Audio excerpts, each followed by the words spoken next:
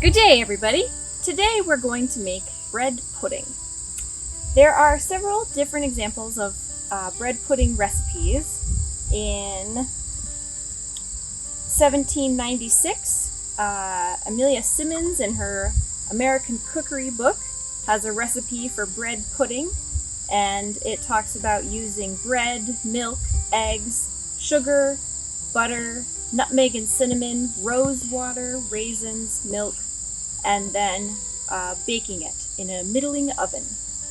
And then in 1833, Mrs. Child has her Frugal Housewife book, and she also has a recipe for bread pudding. Hers is slightly more complicated, but it includes the basic same ingredients, rose water and lemon brandy, or molasses as a substitute for sugar. So there have been different bread pudding recipes over the years, and bread pudding is a great dessert. It can also be a breakfast item, but it's a great way to use up some old bread scraps. So we're gonna soak some bread in a liquid of milk, eggs, and some other accessories, and then we'll bake it in a pie pan in our bake kettle here, otherwise known as a Dutch oven today. So let's get started.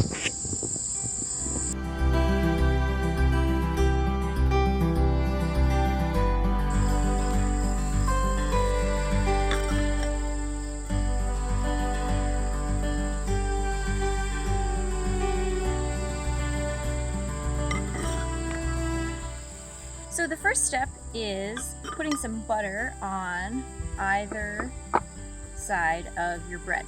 So we're gonna smear some butter on here. This nice soft butter makes our job a lot easier.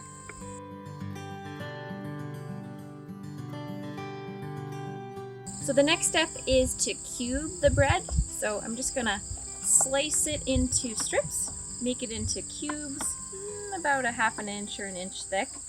And then once I've got all that done, I'm going to set it aside and I'll show you our ingredients.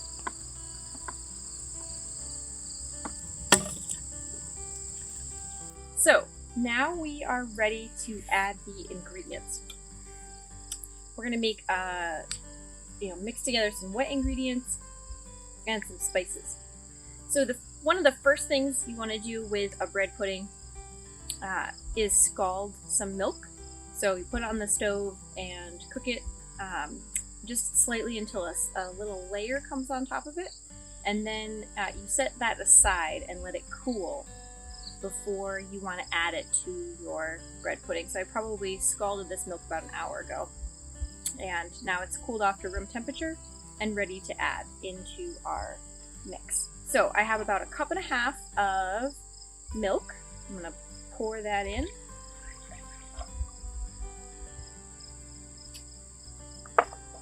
Then I want to add 4 eggs.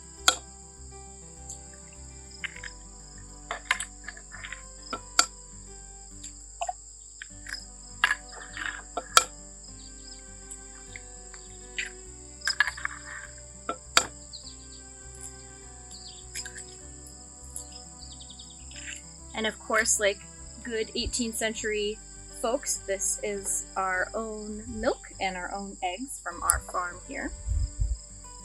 All right, the next step is adding in some brown sugar. So I've got my brown sugar. We have 1/2 cup of brown sugar.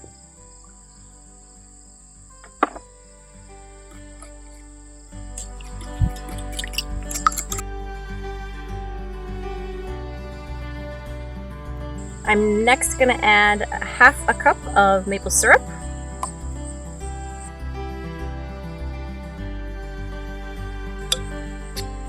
I also have a tablespoon of vanilla extract. Original recipes called for something called rose water. That is not something I have today, so I'm substituting vanilla extract.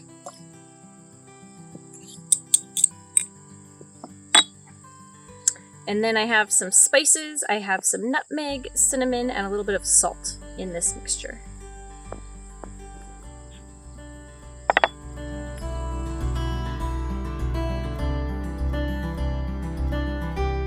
Okay, and next I'm gonna add in our cranberries. You can add any kind of fruit to enhance the recipe. I have cranberries, raisins are a great addition. We've put apple in ours before. It just adds a little bit of something. So about half a cup or a quarter of a cup of fruit. And then it's time to add the bread.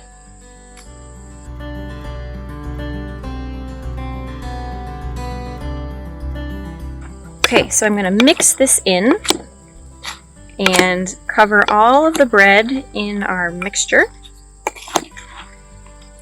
And then once I've covered it, I'm going to let it sit for about 15 minutes so that the bread can get soaked by all these great ingredients.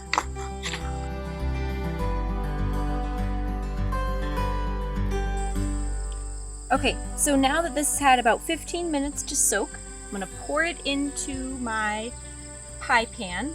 It's important to butter your pie pan before you pour in your mixture, or you'll be sad later when it is dried and crusted to the bottom. I've done that many a time.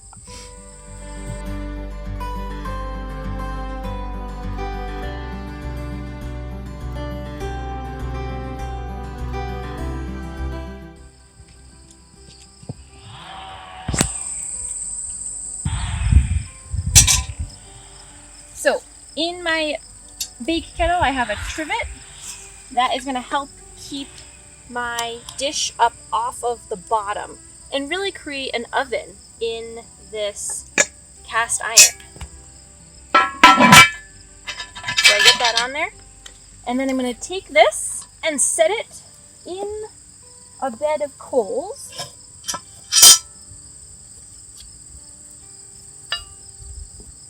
Then I'm going to pile coals on top of it. This is going to help distribute the heat all around. Now, my kettle was cool when I put my bread pudding in. However, you can preheat it almost and put it in the fire ahead of time. I like to know that it's cool. Personal preference. So I've got my coals all around.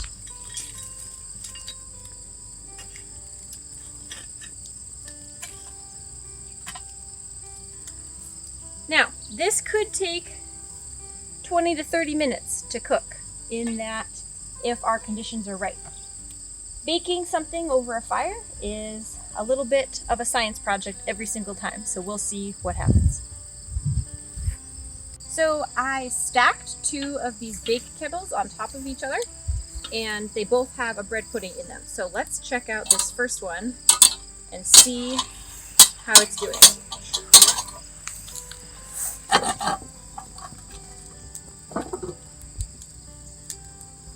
Looking pretty good, but not quite done yet. The bottom one might be more ready.